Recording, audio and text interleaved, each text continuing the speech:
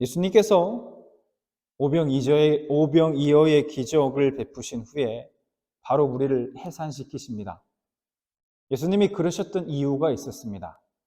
요한복음 6장 15절 말씀을 보니 이렇게 말씀합니다. 그러므로 예수께서 그들이 와서 자기를 억지로 붙들어 임금으로 삼으려는 줄 아시고 다시 혼자 산으로 떠나 가시니라. 쉽게 얘기해서 무리들이 억지로 예수님을 자신들의 왕으로 삼으려 했기 때문입니다. 그래서 예수님은 사람들을 해산시킨 다음에 산으로 혼자 기도하러 올라가십니다. 가시기 전에 제자들에게는 배를 타고 먼저 건너편으로 가라고 그렇게 말씀하시죠. 그래서 오늘 마태복음 14장 22절, 23절을 보니까 이렇게 말씀합니다. 예수께서 즉시 제자들을 재촉하사 자기가 무리를 보내는 동안에 배를 타고 앞서 건너편으로 올라가게 하시고 무리를 보내신 후에 기도하러 따로 산에 올라가시니라. 저물매 거기 혼자 계시더니.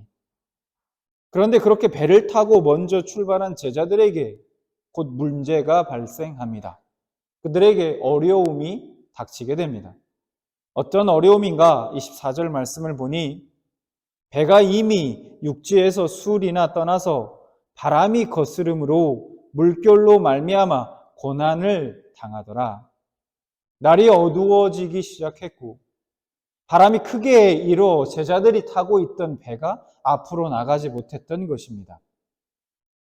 제자들 중에 바다에서 잔뼈가 굵은 어부들이 여러 명 있었지만 그들이 문제를 스스로 해결하지 못할 정도로 어느 순간 풍랑이 심해졌던 것입니다. 제자들은 강한 바람에 맞서 힘겹게 노를 젓고 있었습니다. 얼마나 그들이 힘에 겨웠든지 오늘 성경은 그들이 고난을 당한다라고 그렇게 표현하고 있습니다.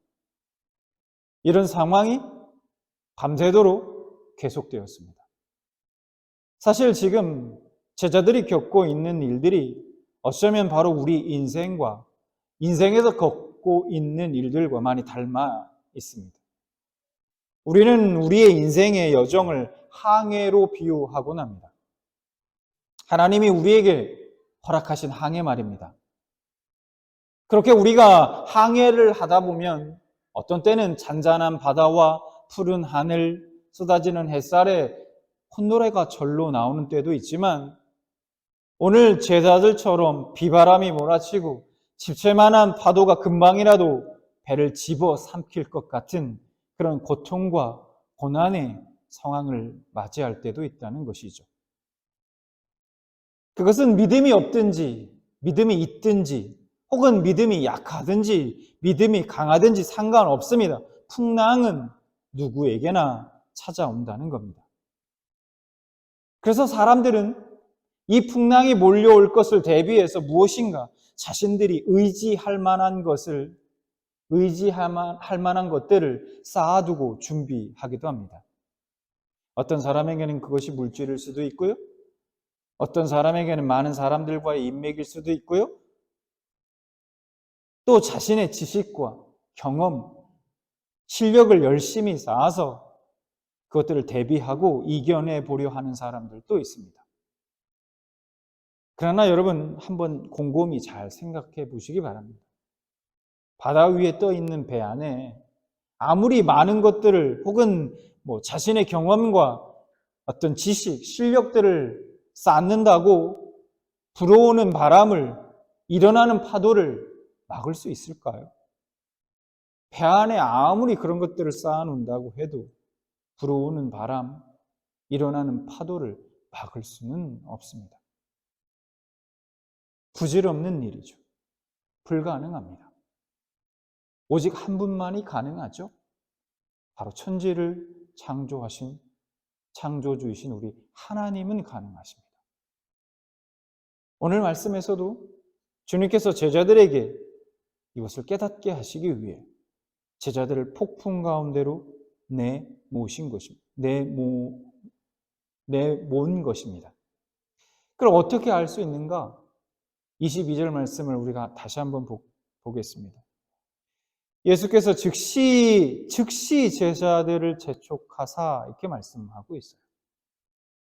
재촉하다라는 뜻은, 이 원문의 뜻을 좀 보면 강권하다, 강요하다 라고 되어 있습니다. 쉽게 얘기하면 가기 싫어하는 제자들을 등 떠밀어서 억지로 보내셨다는 거예요. 그 바다의 풍랑이 일어날 것을 모르셔서 그러셨을까요?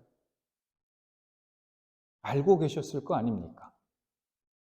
그러면 얘들아, 곧 풍랑이 일어날 거니까 지금 가지 말고 나랑 잠시 여기에 머물렀다. 좀 있다가 다 풍랑이 지나간 후에 그때 우리 가자꾸나 라고 해야 되는 게 정상 아닙니까? 근데 뭐라고 말씀합니까? 즉시, 그 다음에 재촉하사 이렇게 말씀하고 있어요. 안 가려는 제자들을 마치 등을 떠밀면서 가야 돼. 빨리 배에 타. 먼저 빨리 가. 라고 그렇게 하고 있는 상황인 것을 우리는 알 수 있다는 거죠. 예수님은 왜 그러셨을까?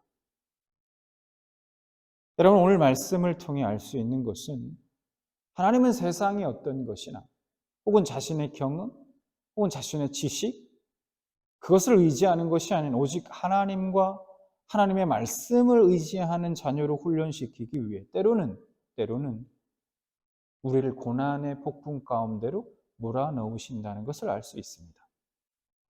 우리가 오해하지 말아야 될 것은 우리의 인생 가운데 있는 모든 고난이 다 하나님으로부터 온 것이라는 것 말이 아닙니다.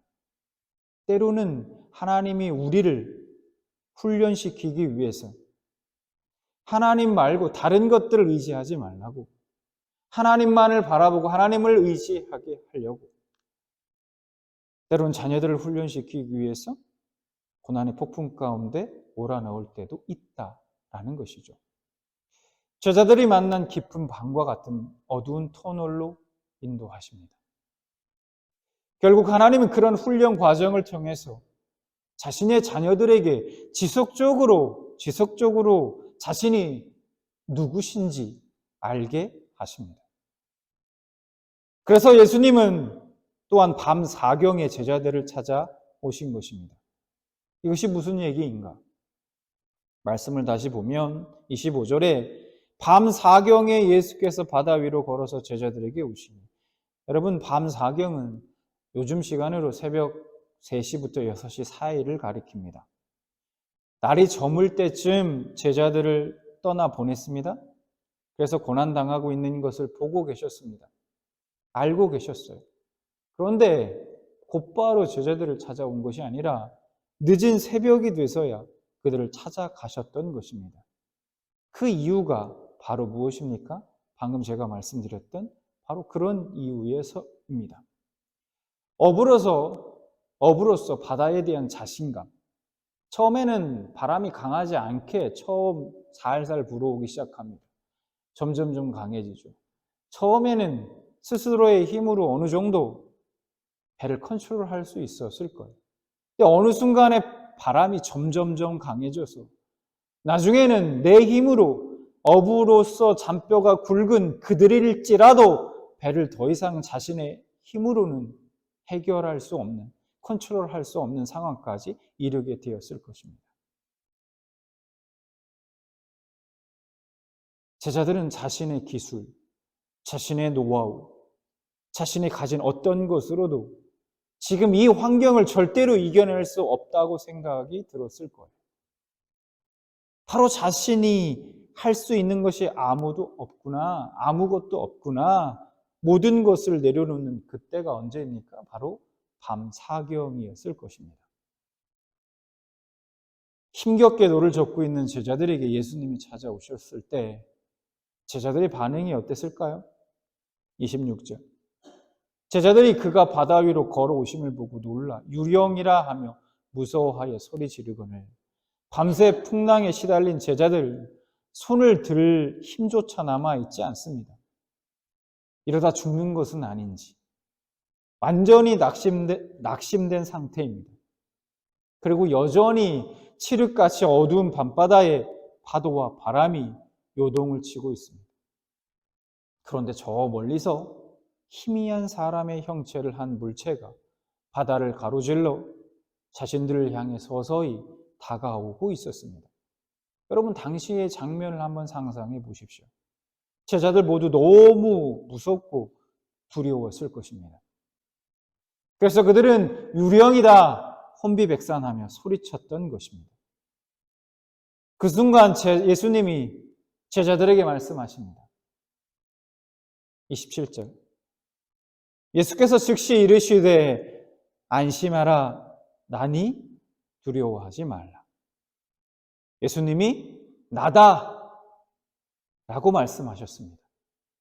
칠흑같이 어두운 밤 얼굴은 잘 안 보였지만 제자들은 그 음성만으로 금방 누군지 알았을 것입니다. 바다의 전문가였던 베드로마저 이제 꼼짝없이 죽겠다고 생각하고 반쯤 포기하고 있던 바로 그때에 나다 라는 그 주님의 음성을 들은 것입니다. 80세가 되던 해에 하나님은 모세를 찾아오십니다. 그리고 그에게 소명을 주십니다. 이때 모세는 하나님께 이렇게 묻습니다. 출애굽기 3장 13절. 모세가 하나님께 아뢰되 내가 이스라엘 자손에게 가서 이르기를 너희의 조상의 하나님이 나를 너희에게 보내셨다 하면 그들이 내게 묻기를 그의 이름이 무엇이냐 하리니 내가 무엇이라고 그들에게 말하리까? 이게 무슨 얘기입니까? 모세가 하나님께 자신의 동족이 나에게 너를 보낸 신이 누구냐 이렇게 물으면 자신이 어떻게 대답해야 할지 가르쳐 달라고 말합니다. 모세가 지금 하나님께 한마디로 얘기하면 하나님, 당신의 이름은 무엇입니까? 라고 물은 것입니다. 이 질문에 하나님은 이렇게 대답하십니다. 출애굽기 3장 14절에 하나님이 모세에게 이르시되 나는 스스로 있는 자이니라. 또 이르시되 너는 이스라엘 자손에게 이같이 이르기를 스스로 있는 자가 나를 너희에게 보내셨다 하라.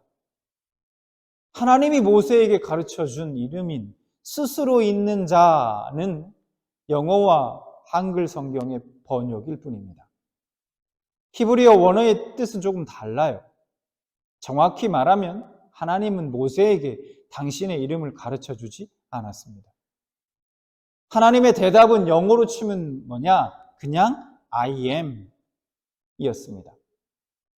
히브리어 원문으로 1인칭 주어와 비동사로만 대답했고 그것을 그대로 발음하면 어떻게 되냐면 야훼가 됩니다. 그리고 그것을 우리말로는 여호와로 음역한 것입니다. 그래서 정확하게 얘기하면 여호와는 하나님의 이름이 아닙니다. 하나님에겐 이름이 없습니다. 오늘 모세에게 해주신 말씀 나는 스스로 있는 자라는 번역은 영어 성경을 기본으로 번역했기에 그 의미를 그냥 살려서 스스로 있는 자라고 번역한 것뿐입니다. 원문대로 정확히 번역하면 그냥 나다가 됩니다. 모세에게 말씀해 주신 이름은 고유명사가 아니라 하나님의 속성을 설명한 것뿐입니다. 그러면 왜 굳이 나다, I am 그렇게라고 대답했을까요? 궁금합니다. 그 이유에 대해서 성경은 우리에게 설명해 주지 않아요. 그런데 제가 말씀을 묵상하다가 한 가지 깨닫게 된 것이 있습니다. 저희 딸이 학교를 마치면 교실 문을 열고 나오지 않습니까? 아이들이 다 쏟아져 나와요. 그럼 항상 저는 이제 하이 반의 그 교실 문 앞에 밖에 서 있습니다. 기다려요. 하이가 나오면 바로 데려가기 위해서 기다리고 있습니다. 근데 하루는 그래서 하이도 이제 알아요. 제가 문 밖에 나오면 아빠가 기다리고 있다라는 사실을 그렇게 알고 있습니다. 근데 하루는 제가 좀 일을 보다가 너무 늦게 도착했습니다. 저 멀리 이렇게 보니까 하이가 나와서 아빠가 분명히 있어야 될 자리에 없으니까 당황하면서 두리번거리면서 찾고 있는 모습이 보이는 거예요. 열심히 뛰었습니다. 그래서 막 가다가 하이가 걱정할 것 같아서 얼굴 보니까 금방 막 울 것 같기도 하고 막 그래요. 저 멀리 보이는 얼굴이. 그래서 제가 막 달리면서 하이 이름을 불렀습니다. 하이야! 라고 불렀어요. 주변이 너무 시끄러워요. 막 아이들이 막 쏟아져 나오고 엄마들이랑 이해하고 자기들끼리 막 떠들고 웃고 막 이러면서 막 그렇지 않습니까? 학교끼리. 그런데 신기하게도 그 시끄러운 막 주변의 소리 속에서 제 목소리를 정확하게 듣고 이내 달려오고 있는 제 쪽으로 하이가 고개를 돌리고 저를 발견하는 겁니다.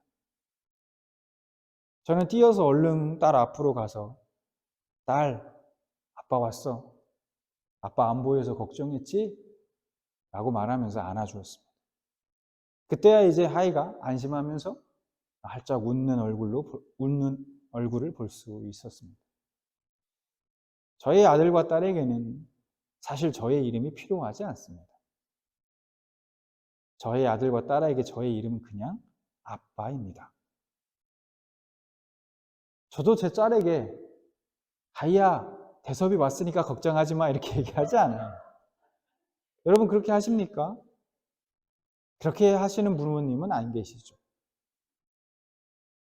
제 딸이 그랬다. 대섭이 왔구나. 이렇게 맞아주지 않지 않습니까? 부모와 자식 사이에는 이름이 필요 없습니다. 굳이 이름을 알 필요가 없는 유일한 인간관계입니다. 모세에게 하나님의 이름을 물었을 때 나다 라고 말씀하신 이유, 바로 이런 이유가 아닐까 생각해 봅니다. 이런 거죠. 모세야, 나는 그냥 나야. 너의 아버지야. 이름이 중요한 것이 아니라 그 하나님이 나에게 어떤 분이신가가 중요한 것입니다. 모세야, 나다. 내가 너와 통성명을 해야 하는 사이니? 나는 네 부모하고 너는 내 부모하고도 통성명을 하니? 모세에게 말씀하신 것이죠. 소명을 받았지만 애굽으로 돌아가면 목숨이 위험할 수도 있을 텐데 동족들이 내 말을 믿어주기는 할까? 걱정과 염려를 아시는 하나님께서 모세에게 나다, 내가 너의 아버지다 라고 말씀해 주신 것입니다. 그런데 오늘 본문 27절에서 예수님이 지금 제자들을 찾아와서 뭐라고 말씀합니까? 나니 두려워 마라. 말씀하실 때도 똑같이 말씀하셨습니다. 헬라어로 주어 동사만으로 뭐요? I am 이라고 자신에 대해 말씀하셨습니다. 27절 예수께서 즉시 이르시되 안심하라. 나니 두려워하지 말라. 예수님은 요한복음 10장 16절에 이렇게 말씀하셨습니다. 또 이 우리의 들지 아니한 다른 양들이 내게 있어 내가 인도하여야 할 터이니 그들도 내 음성을 듣고 한 무리가 되어 한 목자에게 있으리라. 무슨 얘기입니까? 주님의 양들이 목자 되신 주님을 아는 것이 그 음성을 듣기 때문이라고 말씀합니다. 하나님의 자녀들은 하나님의 음성을 듣는다는 거예요. 이것이 하나님의 음성인지 아닌지 안다는 것입니다. 여러분이 하나님의 음성을 꼭 들어야 하는 곳이 있습니다. 들어야 하는 곳이 있어요. 성경은 우리에게 분명하게 말씀하고 있습니다. 요한복음 3장 16절. 우리가 익히 암송하고 있는 말씀이기도 하죠. 하나님이 세상을 이처럼 사랑하사 독생자를 주셨으니 이는 그를 믿는 자마다 멸망하지 않고 영생을 얻게 하려 하심이라. 모세에게 나다라고 나타나신 그 하나님, 무리를 걸어서 제자들을 찾아와 나다라고 말씀하신 그 하나님이 십자가에서도 나다 라고 말씀하신 것입니다. 내가 세상을 이처럼 사랑했다는 것이고 십자가에 죽기까지 내가 너희를 사랑했다는 것입니다. 십자가에서의 주님이 그 나다라는 음성을 듣는 자는 죄와 사망의 권세에서 자유케 해주십니다. 더 떨어질 곳이 없는 인생의 가장 밑바닥에 엎드려져 있는 나를 그 절망에서 건져 올려주십니다. 그렇습니다. 나다. 내가 너의 아버지다. 하는 그 아버지의 음성을 듣는 자는 사방이 다 막혀서 빛 하나 비치지 않고 캄캄하고 비바람이 몰아치는 그 풍랑 가운데도 절대 실망하지 않습니다. 왜냐하면 아무리 힘들어도 나에게 기도할 힘조차 남아있지 않아 그저 주여 주여 라고 그 이름을 부르기만 하고, 아니 그조차도 하지 못하고 그저 눈물만 한없이 흘릴 그때도 아무개야 나다 두려워하지 마라. 나는 너무나 따뜻하고 포근한 아버지의 음성을 들을 수 있기 때문입니다. 십자가에 피 묻은 손으로 나를 잡아 일으켜 주시기 때문입니다. 나의 현재 모습이 내가 보기에 아무리 형편없고 궁핍하고 아무짝에 쓸모없이 느껴질 때도 주님으로부터 내가 바로 여기 있지 않니? 내가 네 옆에 있지 않니? 내가 너와 함께 하지 않니? 무엇을 걱정하느냐? 무엇을 염려하느냐? 나는 참된 위로를 받을 수 있습니다. 하나님은 당신의 자녀들이 침을 삼키는 순간도 놓치지 않으시고 들어가고 나가고 눕고 일어서는 그 모든 순간을 하나님은 아십니다. 다른 사람에게 억울한 일을 당하고 때로는 상처받고 아파할 때도 아무개야 괜찮아 내가 있자니 라는 위로의 음성을 듣는 순간 나의 억울함과 상처가 씻은 듯이 사라지게 됩니다. 오히려 그 상처 준 사람이 너무 안타깝고 불쌍해서 그 심령을 안고 내가 지금 받아 누리고 있는 주님의 그 풍성한 은혜가 그에게도 허락해달라고 간절히 기도할 수 있는 것입니다. 여러분, 기적이 뭘까요? 여러분, 기적이 무엇일까요? 죽은 사람이 살아나는 것이 기적일까요? 맞습니다. 기적이죠. 무리를 걸을 수 있는 것이 기적입니까? 그것도 기적이죠. 무리를 걸어서 오신 것이 정말 그렇지만 이것도 기적이지만 그 정말 기적은 기적 중의 기적은 주님이 찾아오셔서 나에게 찾아오셔서 나다 두려워하지 마라 라고 말씀해 주신 것이 기적인 것입니다. 우주 만물을 창조하신 하나님,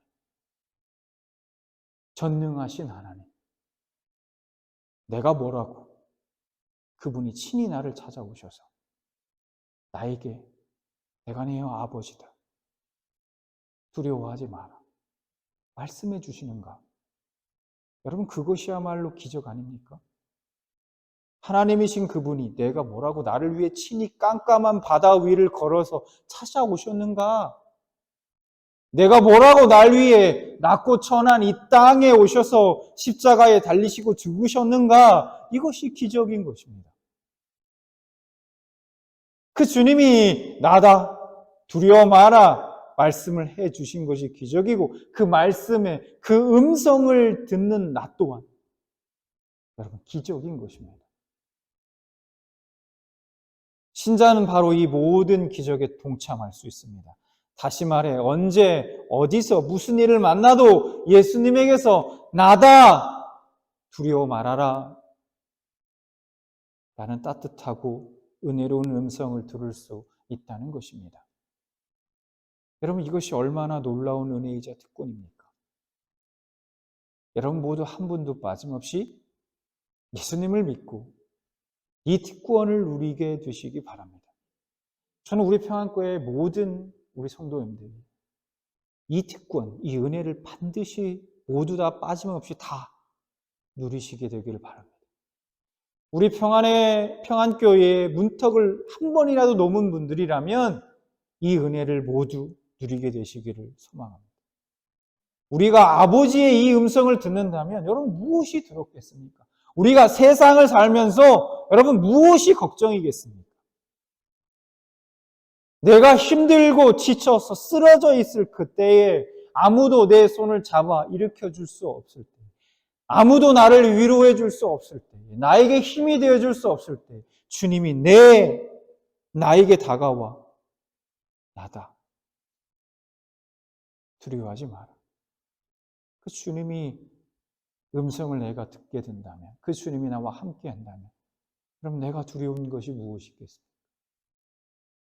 우리가 하나님 아버지의 나다라는 음성을 들을 때, 제 딸 하이가 아빠야 하는 그 소리를 듣고 안심하고 활짝 웃었던 것처럼 여러분의 마음 속에도 평안과 기쁨이 가득할 줄 믿습니다. 오늘 하루도 내일의 여러분의 삶의 여정, 여러분이 어떤 삶의 자리에 있든지 누구누구야, 아무개야, 나다 말씀하시는 주님의 음성을 듣게 해주시는 여러분들 되시기 바랍니다. 이 놀라운 기적이, 이 은혜가 여러분의 삶 가운데 날마다 일어나길 진심으로 축원합니다.